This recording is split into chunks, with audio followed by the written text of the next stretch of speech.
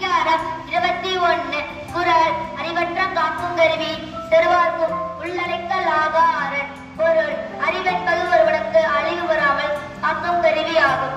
பகைவர் உள் புகுந்து அழிக்கும் நெரு கோட்டை அது. நன்றி.